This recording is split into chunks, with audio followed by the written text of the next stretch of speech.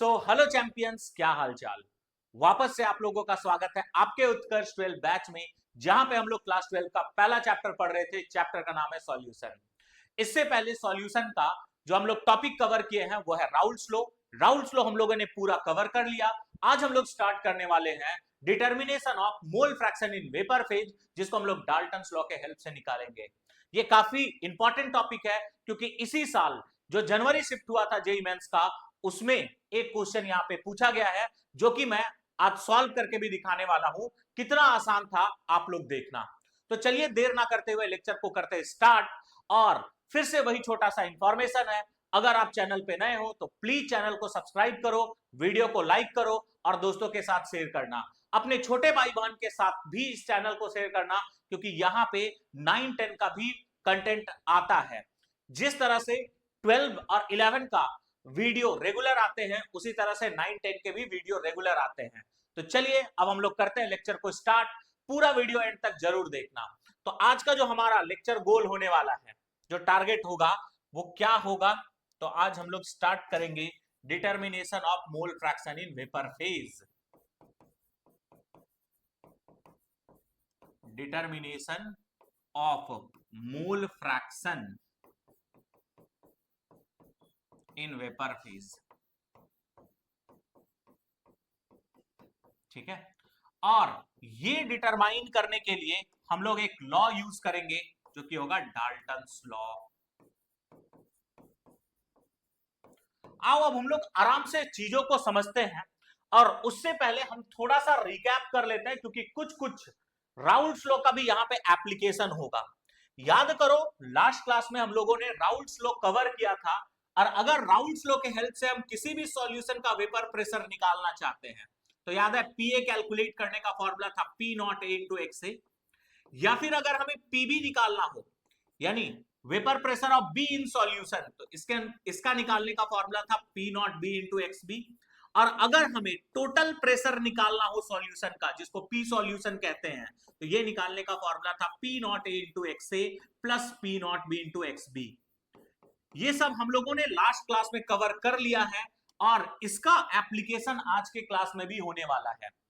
अच्छा, एक बात हम आप लोग को बताए थे कि जो आपका राउल्ट्स लॉ है वो सॉल्यूशन का वो बेसिकली वेपर प्रेशर कैलकुलेट करता है, यानी प्रेशर कैलकुलेट करता है वेपर का, बट मोल फ्रैक्शन यूज करता है लिक्विड सॉल्यूशन का। ये बात ध्यान में रखिएगा। जो आपका राउल्ट्स लॉ है वो बेसिकली वेपर का प्रेशर कैलकुलेट करता है, बट मोल फ्रैक्शन किसका यूज करता है? लिक्विड सॉल्यूशन का यूज करता है।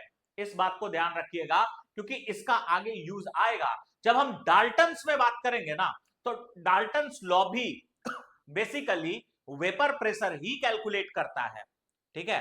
बट वो जो मोल फ्रैक्शन यूज करता है ना, वो मोल फ्रैक्शन यूज करता है आपका गैसियस फेज का, ठीक है। यानी गैसियस सॉरी, एक मिनट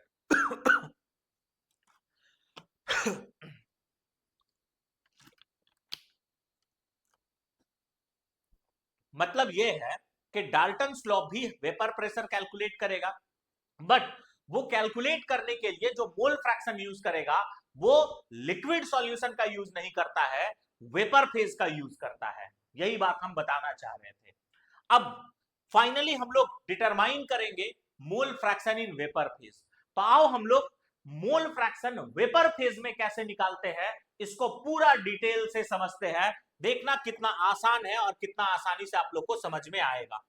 तो हम लोग क्या करते हैं, एक सॉल्यूशन लेते हैं, ठीक है। और इस सॉल्यूशन में हम लोग दो कंपोनेंट को फिल करेंगे।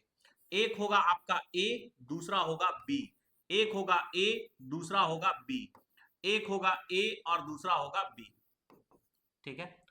अब देखो, अगर आप इस लिक्विड सॉल्यूशन के अंदर में ए का मोल फ्रैक्शन का बात करोगे तो एक्स से रिप्रेजेंट करेंगे, और इसका प्योर फॉर्म में वेपर प्रेशर का बात करोगे तो रिप्रेजेंट किया जाएगा किससे? पी नॉट ए से, ठीक है। उसी तरह से अगर हम लोग बी का बात करें मोल फ्रैक्शन का, तो बी का मोल फ्रैक्शन को किससे रिप्रेजेंट करेंगे? एक्स बी से। और प्योर फॉर्म में बी का जो वेपर प्रेशर होगा उसको किससे रिप्रेजेंट करेंगे? पी नॉट बी से। अच्छा, ये जो पी नॉट ए और पी नॉट बी है, ये सॉल्यूशन के अंदर में ए और बी का वेपर प्रेशर को नहीं लिखे हैं, प्योर फॉर्म में ए और बी का वेपर प्रेशर को लिखा गया है। अब अगर दोनों के दोनों कंपोनेंट वोलाटाइल है तो दोनों के दोनों वेपर में भी बदलेंगे, यानी ए भी दिखेगा, बी भी दिखेगा, ए भी दिखेगा और बी भी दिखेगा। कुछ देर के बाद इक्विलिब्रियम स्टेब्लिश होगा और इस टाइम पे ए और बी जो प्रेशर लगाएगा उसको हम लोग कहेंगे वेपर प्रेशर। अब तुम देखो सॉल्यूशन के अंदर में भी ये मिक्सचर के फॉर्म में था, गैसियस में भी ये मिक्सचर के फॉर्म में था। सॉल्यूशन के अंदर में अगर ए का मोल फ्रैक्शन निकालते उसको एक्स ए कहते और बी का मोल फ्रैक्शन को क्या कहते, एक्स बी। उसी तरह से अगर हम गैसियस फेज में ए का मोल फ्रैक्शन को निकालेंगे तो उसको रिप्रेजेंट किया जाता है वाई ए से, और बी का मोल फ्रैक्शन को किससे रिप्रेजेंट करते हैं, वाई बी से। यानी पहला बात हमें क्या समझ में आ रहा है कि गैसियस फेज में जो मोल फ्रैक्शन होता है उसको वाई ए और वाई बी से रिप्रेजेंट करते हैं। तो in gaseous phase mole fraction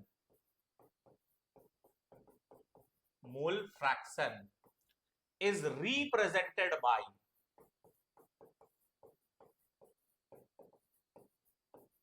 YA and YB। तो गैसियस फेज में जो मोल फ्रैक्शन है उसको किससे रिप्रेजेंट करते हैं, तो YA और YB से रिप्रेजेंट करते हैं। YA का मतलब क्या है, mole fraction of A in gaseous phase, ठीक है। YB का मतलब क्या है, mole fraction of B in gaseous phase. XA का मतलब क्या है, mole fraction of A in liquid solution. XB का मतलब क्या है, mole fraction of B in liquid solution. Representation clear हो गया है, तो अब हम लोग आगे बढ़ेंगे और राउल्स लॉ और डाल्टन्स लॉ को कंपेयर करेंगे, ठीक है। तो सबसे पहले हम लोग बात करते हैं राउल्स लॉ का। राउल्स लॉ तो आप सभी बच्चे को पता होगा राउल्स लॉ क्या कैलकुलेट करता है, वेपर प्रेशर कैलकुलेट करता है। और वेपर प्रेशर कैलकुलेट कैसे करता है, तो वेपर प्रेशर कैलकुलेट करने के लिए ये किसका किसका यूज करता है, तो एक तो मोल फ्रैक्शन का यूज करता है, दूसरा यूज करता है vapour pressure in pure state.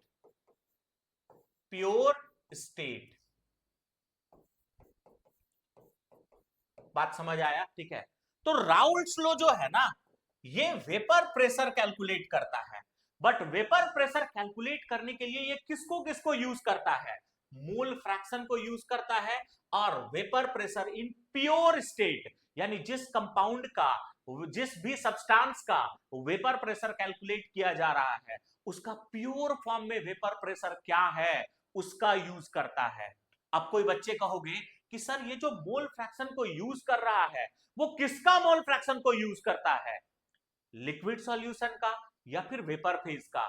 तो बाबू पूरा राउल्स लॉ आप पढ़े हो, ठीक है। राउल्स लॉ में जो मोल फ्रैक्शन यूज होता है वो किसका यूज होता है, तो लिक्विड सॉल्यूशन का यूज होता है। अब हम बात करते हैं डाल्टन्स लॉ का। किसका बात करेंगे, डाल्टन्स लॉ। बच्चे अगर हम डाल्टन्स लॉ का बात करें तो डाल्टन्स लॉ भी वेपर प्रेशर ही कैलकुलेट करता है, और वेपर प्रेशर कैलकुलेट करने के लिए ये भी मोल फ्रैक्शन का यूज करता है। अब तुम लोग कहोगे क्या सर कंफ्यूजन क्रिएट कर रहे हैं, थोड़ा सा वेट करो सारा कंफ्यूजन क्लियर हो जाएगा। ये मोल फ्रैक्शन किसका यूज करेगा, तो ये मोल फ्रैक्शन यूज करेगा वेपर फेज का। बोलो सब लोग किसका यूज करेगा, वेपर फेज का। प्लस ये भी वेपर प्रेशर को यूज करता है, बट ये प्योर स्टेट में वेपर प्रेशर को यूज नहीं करता है, टोटल प्रेशर को यूज करता है प्लस, ठीक है। ये किसको यूज करेगा, टोटल प्रेशर। आप इसको अलग अलग तरह से रिप्रेजेंट कर सकते हो, टोटल प्रेशर को पीटी से रिप्रेजेंट कर सकते हो या फिर आप पी सॉल्यूशन से रिप्रेजेंट कर सकते हो। ये दो बात अगर तुमको समझ में आ गया ना तो डाल्टन्स लॉ या फिर determination of mole fraction in vapour phase में कोई सिंगल क्वेश्चन नहीं छोड़ोगे, सारा बात आपको अच्छे से समझ में आ जाएगा। अभी तक आपको क्या क्या बात बताए? सबसे पहले बात रिप्रेजेंटेशन का किए हैं भाई। लिक्विड के अंदर में मोल फ्रैक्शन को एक्स ए और एक्स बी से रिप्रेजेंट करते थे। वेपर में मोल फ्रैक्शन को किससे रिप्रेजेंट करते हैं? वाई ए और वाई बी से। राउल्स लॉ और डाल्टन्स लॉ दोनों का मकसद एक ही है, क्या कैलकुलेट करना? Vapour pressure. But Raoult's law vapour pressure calculate करने के लिए लिक्विड के अंदर में उस सब्सटेंस का मोल फ्रैक्शन को यूज करता है, साथ ही साथ उस सब्सटेंस का प्योर फॉर्म में वेपर प्रेशर क्या है उसको यूज करता है। नेक्स्ट, अगर हम बात करें डाल्टन्स लॉ का, तो डाल्टन्स लॉ भी वेपर प्रेशर कैलकुलेट करता है, बट ये यूज किसको किसको करता है? तो ये यूज करता है पहला टोटल प्रेशर ऑफ सॉल्यूशन को, और mole fraction in vapour phase को यूज करता है। बात क्लियर हो गया? अब वापस से हम लोग आते हैं और देखते हैं, फिर से हम लोग क्या करेंगे, एक सॉल्यूशन बनाएंगे। ठीक है, तुम लोग कहोगे सर आप इतना सॉल्यूशन बना रहे हैं कि हम लोग सॉल्यूशन बनाना ही सीख गए पूरा अच्छे से। वही तो सीखना है आप लोगों को। चलो, तो सॉल्यूशन किसका है? ए का है और बी का है। ए का है और बी का है। ए का है और बी का है। अब जल्दी जल्दी इसको वेपर में बदल दो। A B, A B. ठीक है, दोनों वोलाटाइल है इसीलिए दोनों को वेपर में बदल रहे हैं। इक्विलिब्रियम स्टेब्लिश होगा, और ए यहाँ पे जो प्रेशर लगाएगा उसको कहोगे पीए, और बी जो प्रेशर लगाएगा उसको कहेंगे पीबी। अब कोई बच्चा कहेगा पी नॉट ए और पी नॉट बी क्यों नहीं बोले? तो भाई तुम लोग को अलग से पाप लगेगा, इसीलिए हम शुरू से बोलते हैं लेक्चर को कंटिन्यूअस देखना, क्योंकि ये सॉल्यूशन में प्रेशर लगा रहा है, और सॉल्यूशन का प्रेशर को पीए और पीबी से ही रिप्रेजेंट करते हैं। अब आगे देखो, अब अगर हमें पीए निकालना है तो दो तरीका है। पीए कैलकुलेट करते हैं राउल्ट्स लॉ के अकॉर्डिंग। ठीक है, राउल्ट्स लॉ। तो राउल्ट्स लॉ के अकॉर्डिंग पीए किसके इक्वल होगा? तो ये इक्वल होगा P naught A into X A. Sir अब हमको राउल्ट्स लॉ से मजा नहीं आ रहा है, अब पीए कैलकुलेट करेंगे डाल्टन्स लॉ से। तो चलो डाल्टन्स लॉ के हेल्प से पीए कैलकुलेट करते हैं। अगर डाल्टन्स लॉ के मदद से पीए निकालना चाहते हो तो डाल्टन्स लॉ के हेल्प से पीए कैलकुलेट करने का सिंपल सा फॉर्मूला यूज करोगे। यहां पे यूज करेंगे पीटी यानी टोटल प्रेशर, और ये प्रेशर ऑफ सॉल्यूशन के इक्वल होगा, इनटू वाई ए। टोटल प्रेशर इनटू क्या ये होगा? वाई ए। ठीक है, और ये ध्यान रखना ये जो पीटी है ये किसके इक्वल होगा? प्रेशर ऑफ सॉल्यूशन के इक्वल। और प्रेशर ऑफ सॉल्यूशन किसके इक्वल है? P naught A into X A plus P naught B into X B. चलो, इसी तरह से अगर हमें पीबी निकालना है सर, तो पीबी भी हम लोग दो के अकॉर्डिंग निकाल सकते हैं। एक निकाल सकते हैं राउल्ट्स लॉ के अकॉर्डिंग। ठीक है, अगर हम लोग राउल्ट्स लॉ के अकॉर्डिंग निकाले तो पीबी किसके इक्वल होगा? P naught B into X B. और अगर हमें डाल्टन्स लॉ के अकॉर्डिंग निकालना है तो डाल्टन्स लॉ के अकॉर्डिंग कैसे निकालेंगे? तो डाल्टन्स लॉ के अकॉर्डिंग जो पीबी होगा वो किसके इक्वल होगा? पीटी इंटू वाई बी के इक्वल होगा। अब भाई ये भी तो पीए है, ये भी तो पीए है, इसको इक्वेशन 1 बोल दो, इसको इक्वेशन 2 बोल दो। दोनों इक्वेशन को अगर हम कंपेयर करें, ठीक है, दोनों इक्वेशन को अगर हम कंपेयर करें तो यहां से क्या आ रहा है? देखो दो इक्वेशन मिला है, एक ए के लिए मिल रहा है और एक बी के लिए मिल रहा है। सब लोग ध्यान से देखेंगे, कोई धक्का मुक्की नहीं। ए के लिए दो तरीका से तुम पीए निकाल सकते हो। पीए कैलकुलेट करने का एक फॉर्मूला तुम्हारे पास में आया P naught into X A, Raoult's law, और एक आया PA is equal to PT into Y A, Dalton's law के अकॉर्डिंग। अगर बी कैलकुलेट करना है तो बी के लिए पीबी निकालने का फॉर्मूला आया P naught B into X B, Raoult's law, और एक है तुम्हारा PT into Y B, Dalton's law. अब हम क्या बोल रहे थे? इसको मानो इक्वेशन 1, इसको मानो इक्वेशन 2, और क्या करें सर, गोली मार दे क्या? नहीं, सॉल्व कर दो इसको। अगर इसको सॉल्व करोगे तो ऐसा आएगा क्या, दोनों का जो एलएचएस है वो सेम है तो आरएचएस भी सेम होगा। P naught A into X A is equal to PT into Y A. तो यहां से वाई ए निकालने का फॉर्मूला आ गया सर, फॉर्मूला आ रहा है P naught A into X A by P T. क्या हम लोगों को वाई ए कैलकुलेट करने का फॉर्मूला मिला या नहीं मिला? मिल गया। इसी तरह से सर इसको इक्वेशन नंबर 1 मानिए, इसको इक्वेशन नंबर 2 मानिए, दोनों को कंपेयर करिए तो आएगा क्या, P naught B into X B is equal to P T into Y B. तो सर वाई बी निकालने का फॉर्मूला क्या होगा, P naught B into X B by P T. बस मोल फ्रैक्शन अगर वेपर फेज में निकालना है तो यही दोनों फॉर्मूला को यूज किया जाता है। अब पीछे से एक बच्चा कहेगा सर हमको थोड़ा थोड़ा भूली बिसरी यादें आ रहा है कि लिक्विड फेज में जब हम ए और बी का मोल फ्रैक्शन को जोड़ते थे तो 1 के इक्वल होता था, तो क्या ये गैसियस फेज में भी होगा क्या? बिल्कुल होगा भाई। गैसियस फेज में भी दोनों का मोल फ्रैक्शन को अगर जोड़े यानी YB और YB को YA और YB को ऐड कर दे तो ये किसके इक्वल होगा, 1 के इक्वल होगा। तो ये तुम्हारे पास में टोटल 3 इंपॉर्टेंट फॉर्मूला आ गया, एक YA का, एक YB का, और YA और YB को जोड़ने पे किसके इक्वल आता है वो आ गया। बात क्लियर हो गया? अब आगे आगे देखो होता है क्या, ठीक है।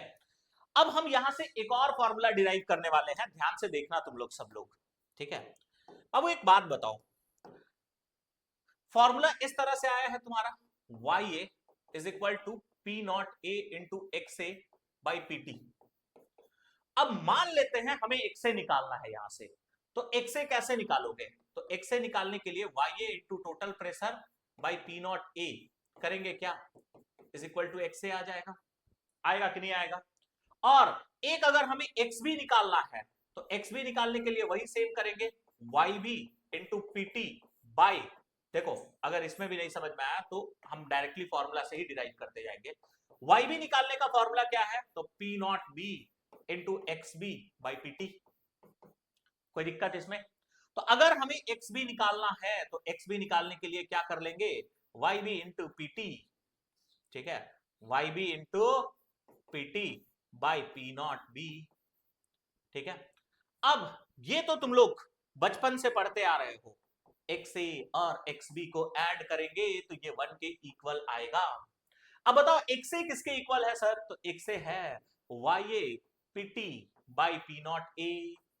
एक्स बी किसके इक्वल है, Y B P T by P naught B बराबर 1, ठीक है, ये आ गया तुम्हारा।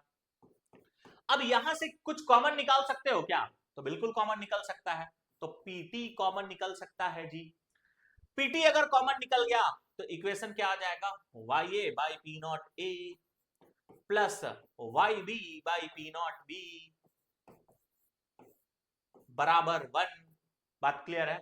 अब उस पीटी को उधर भेज दो तो यहां से क्या आ गया, 1 बाई पीटी यानी टोटल प्रेशर बराबर Y A by P naught A plus Y B by P naught B.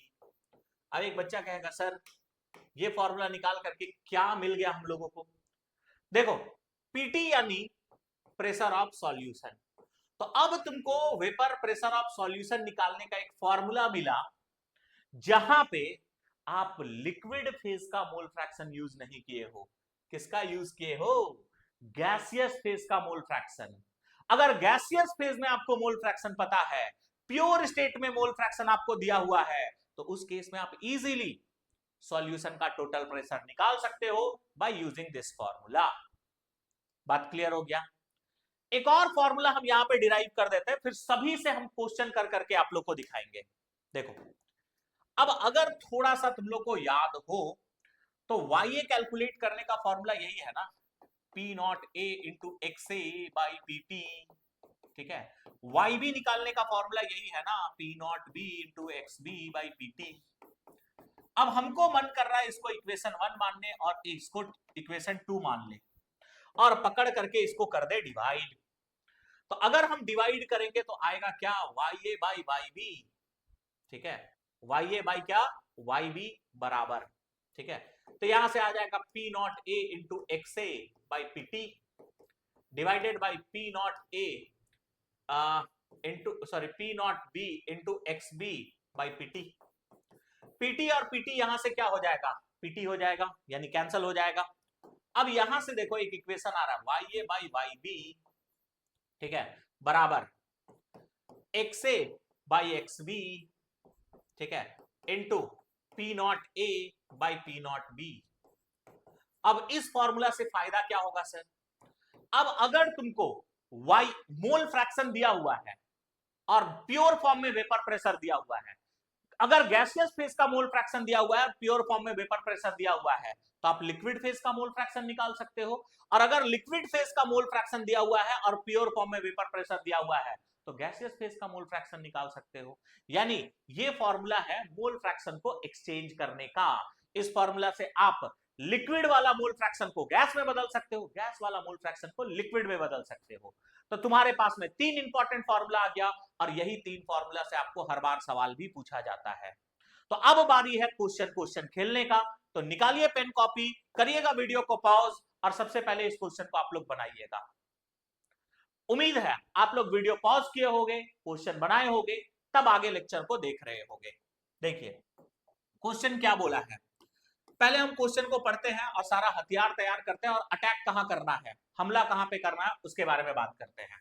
तो find out YA YB and PT। तो हमला हमें करना है कहां पे, YA YB और PT, यानी जो निकालना है उस पर हमला करना है।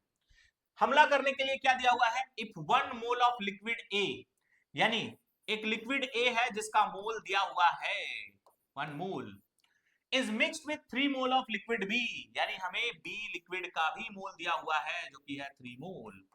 आगे गिवन P नॉट A, हमला करने के लिए P नॉट A भी दिया हुआ है जो कि कितना है 20, और P नॉट B भी दिया हुआ है जो कि कितना है 10, यही दिया हुआ है। देखो इसका यूनिट है टॉर्क, ये भी क्या है टॉर्क। चलो आगे देखो। अब अगर हमें टोटल प्रेशर यानी कि किसका बात कर रहा है, तो P सॉल्यूशन। अब देखो P solution, vapour pressure of solution अगर निकालना है ना, तो इसके लिए तुमको चाहिए XA और एक चाहिए XB, निकाल लो जी। XA कैसे निकालोगे, तो Na और नीचे में Na प्लस NB। XB कैसे निकालोगे, NB और नीचे में Na प्लस NB, ये हो गया। अब सबसे पहले हम टोटल प्रेशर निकालते हैं, क्योंकि YA और YB कैलकुलेट करने में भी टोटल प्रेशर का यूज आता है। तो चलो सबसे पहले हम लोग टोटल प्रेशर निकालते हैं PT, और PT कैसे कैलकुलेट करोगे, P not A into XA plus P not B into XB। क्या बात है sir.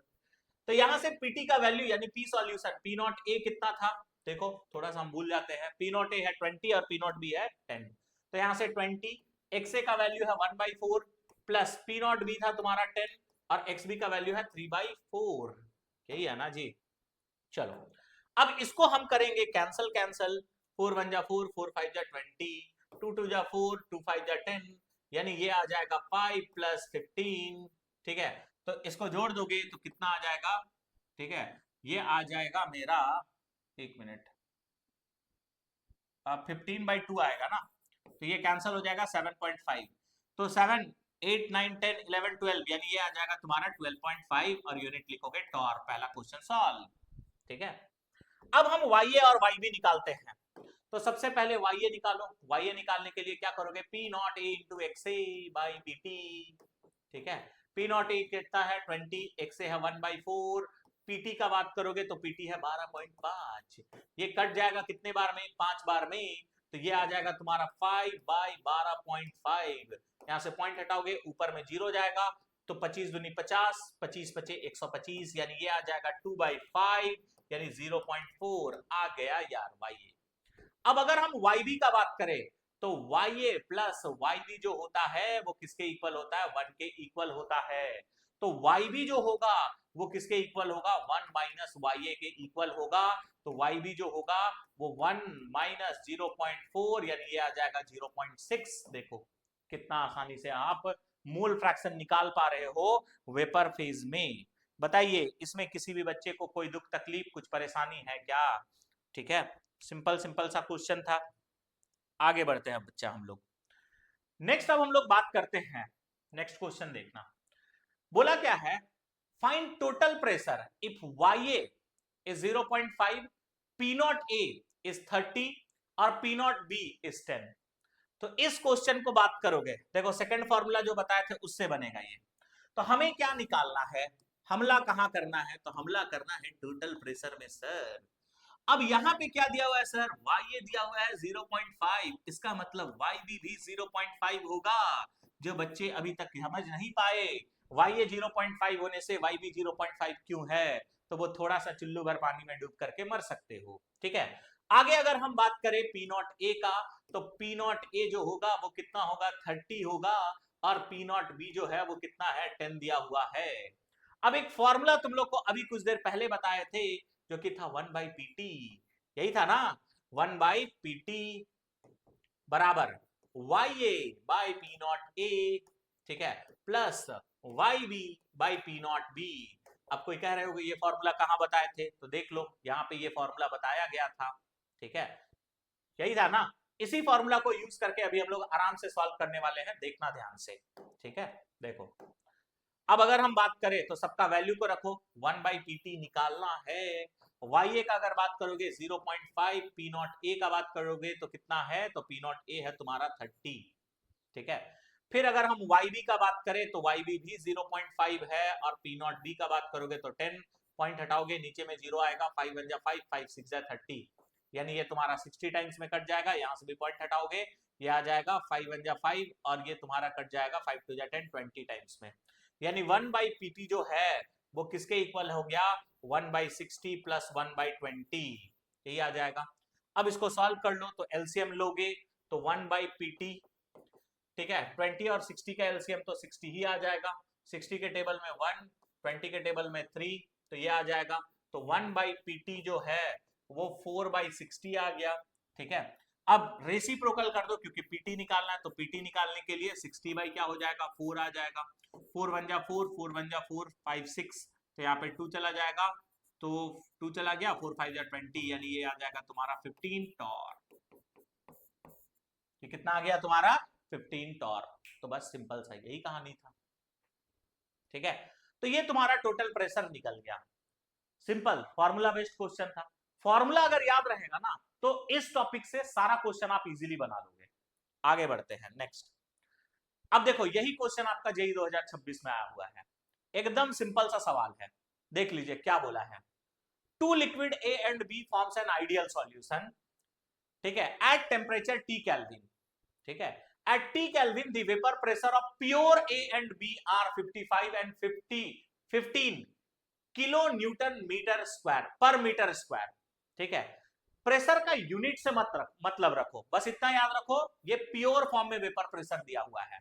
What is the mole fraction of A in solution, solution में ए का मोल फ्रैक्शन पूछा है, यानी एक्से का वैल्यू पूछ रहा है जी, बात क्लियर है। आगे नेक्स्ट,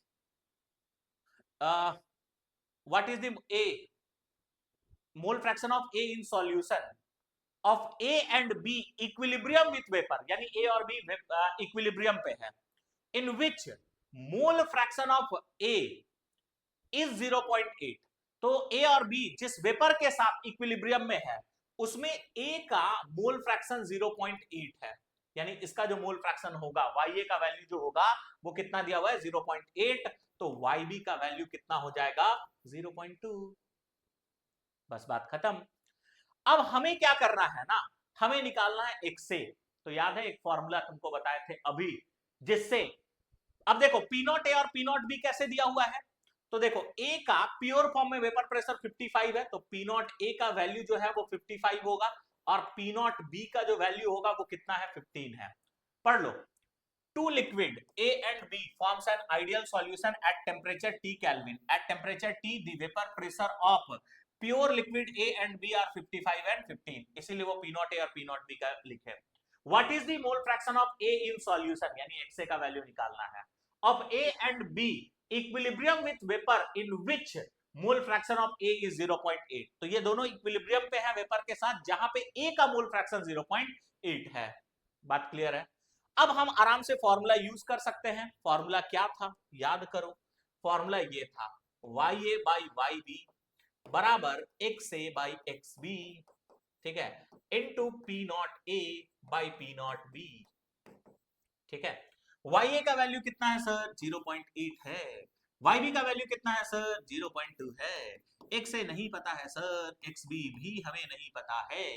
अब अगर तुम बात करोगे, ठीक है, तो P नॉट A का वैल्यू कितना है, 55 है, और P नॉट B का वैल्यू कितना है, 15 है, देख लो यही है ना, 55 और 15। अब इसको कर दो तुम कैंसल, तो जो कैंसल होता है उसको कैंसल कर लो, 5 3 जा 15, और ये कटेगा 11 टाइम्स में, ठीक है। अब यहां से अगर बात करोगे तो ये और ये हट जाएगा पॉइंट, और ये 4 टाइम्स में कटेगा, क्रॉस मल्टीप्लाई कर लो तो 4 इंटू 3/11 यही आ रहा है तुम्हारा। ठीक है, तो यहां से अगर हम बात करें 4 into 3/11 is equal to X A by क्या आ जाएगा, एक्स बी। अब थोड़ा ध्यान से सुनना, यहां पे 12/11 आ रहा है बराबर X A by X B, तो यहां दोनों का मूल फ्रैक्शन का रेशियो मिला है। ठीक है, अब ध्यान दो, तुमको एक्स ए का वैल्यू निकालना है। अब अगर तुमको X A by X B का वैल्यू मिल गया है ना, तो ये बात याद रखना कि जो X A by X B होता है ना, वो बेसिकली किसके इक्वल होता है, N A by N B के इक्वल। अब ये हम कैसे निकाले, तुम सोचो, एक्स ए जो है वो निकालने का फॉर्मूला होगा N A by N A plus N B. ठीक है, और एक्स बी निकालने का जो फॉर्मूला होगा वो क्या होगा, N B by N A plus N B. अब ऐसा नहीं लग रहा है, ये दोनों कट जाएगा तो N A by N B आ जाएगा। यानी ये जो वैल्यू तुम्हारा आया है 12/11, इसको हम ये भी बोल सकते हैं कि N A by N B का वैल्यू जो है वो 12/11 है। ठीक है, अब अगर तुमको एक्स ए निकालना है तो एक्स ए कैसे निकालोगे, यहां से अगर तुम कंपेयर करोगे तो एन ए का वैल्यू कितना हो जाएगा, एन ए का वैल्यू 12 होगा और एन बी का वैल्यू कितना हो जाएगा, 11 हो जाएगा ये। अब अगर हम एक्स ए का बात करें तो एक्स ए आ जाएगा एन ए और नीचे में N A plus N B, यानी ये आ जाएगा तुम्हारा कितना, 23 आ जाएगा। तो यहां पे बेसिकली कितना आ रहा है, 12/23। अगर हम इसको डिवाइड कर ले तो कितना आएगा, ऐसे भी कर सकते हैं, कोई ऐसा इशू नहीं है। ठीक है, तो हमें पहले पॉइंट देना पड़ेगा, पॉइंट दे करके यहाँ पे 0 दे देंगे। अब सोचो ये 23 कितने बार में कटेगा, तो 23 इंटू 5 कर लो तो 5 3 जा 15। ठीक है, 5 2 जा 10 and 1 11, यानी ये तुम्हारा पहला बार में 5 बार में कटेगा तो 115, 5 बच रहा है जी। ठीक है, तो फिर से पॉइंट देकर के 0 दे दोगे तो ये 2 बार में, यानी 0.52 कुछ ऑप्शन में दिख रहा है क्या, एक ऑप्शन दिख रहा है 0.52 ए, या और ये इसी साल का क्वेश्चन है। देखो जो फॉर्मूला बताए थे उसी से इजीली बन गया, कोई दिक्कत है इसमें, नहीं होगा। आगे बढ़ते हैं और नेक्स्ट क्वेश्चन के तरफ चलते हैं, और ये आज का क्लास का लास्ट क्वेश्चन होने वाला है। और ये जो क्वेश्चन है ये भी काफी इंटरेस्टिंग सा क्वेश्चन है, यहां पे भी बहुत सारा कॉन्सेप्ट सीखोगे। यहां पे क्या बोल रहा है, if A is more volatile then B then which of the following is और आर करेक्ट। यानी अगर ए ज्यादा वोलाटाइल है और बी कम वोलाटाइल है तो इन चारों में से कौन सा ऑप्शन करेक्ट है, एक से अधिक भी करेक्ट हो सकता है। अब ध्यान दीजिएगा, देखो अगर हम बात करें ए अगर ज्यादा वोलाटाइल है और बी कम वोलाटाइल है ना, तो ध्यान देना, जैसे एक सॉल्यूशन ले लेते हैं। ठीक है, यहां पे दो कंपोनेंट है, ए है, बी है, ए है, बी है, ए है और बी है। ठीक है, दोनों वेपर में बदल रहे हैं, ए भी बदल रहा है, बी भी बदल रहा है, ए भी बदल रहा है, बी भी बदल रहा है। तो ये बात हम ऑलरेडी तुम लोग को बता चुके हैं कि इसका प्योर फॉर्म में जो वेपर प्रेशर होगा उसको पी नॉट बी कहोगे, और ए का प्योर फॉर्म में वेपर प्रेशर को पी नॉट ए कहेंगे। और दोनों जो सॉल्यूशन, दोनों मिला करके जो सॉल्यूशन के सरफेस पे प्रेशर लगाएगा उसको पी सॉल्यूशन या फिर हम लोग टोटल प्रेशर कहते हैं, या फिर इसको क्या कहते हैं, टोटल प्रेशर। इसको पीटी से रिप्रेजेंट किया जाता है। अब याद है हम तुम लोग को बोले थे कि जो ज्यादा वोलाटाइल होता है ना उसका वेपर प्रेशर भी ज्यादा होता है। तो ज्यादा वोलाटाइल कौन है, ए है, बी लेस वोलाटाइल। यानी जो कंपोनेंट ज्यादा वोलाटाइल होता है उसका प्योर फॉर्म में वेपर प्रेशर भी ज्यादा होता है, यानी पी नॉट ए का वैल्यू ज्यादा होगा और पी नॉट बी का वैल्यू कम होगा। पहला बात क्लियर है। अच्छा, जो टोटल प्रेशर होगा सॉल्यूशन का, पी सॉल्यूशन, इसके बारे में हम क्या बताए थे, ये लेस वोलाटाइल कंपोनेंट से ज्यादा होगा, यानी पी नॉट बी से ज्यादा होगा बट पी नॉट ए से कम होगा। बात क्लियर है। अब ऑप्शन को मैच करते जाओ। पहला बोला है पी नॉट ए greater than P naught B, तो ये बिल्कुल सही है, ये गलत हो जाएगा। अब इन दोनों को हमको कंपेयर करना है कि क्या हम रिलेशन बता सकते हैं कि नहीं बता सकते हैं। अब देखना, इसी में सबसे ज्यादा कंफ्यूजन होता है। ठीक, अब जो कंपोनेंट ज्यादा वोलाटाइल है, अब देखो ध्यान से, एक इक्वेशन तुम्हारा ऐसे भी आया था। ठीक है, P naught A into X A बराबर वाई ए इंटू पीटी, ऐसे आया था ना। ठीक है, और एक इक्वेशन ऐसे आया था तुम्हारा P naught B into X B बराबर वाई बी इंटू पीटी। ठीक, अब बताओ ए ज्यादा वोलाटाइल है, यानी पी नॉट ए का वैल्यू और पीटी का वैल्यू में पी नॉट ए ज्यादा होगा और पीटी कम होगा। क्लियर?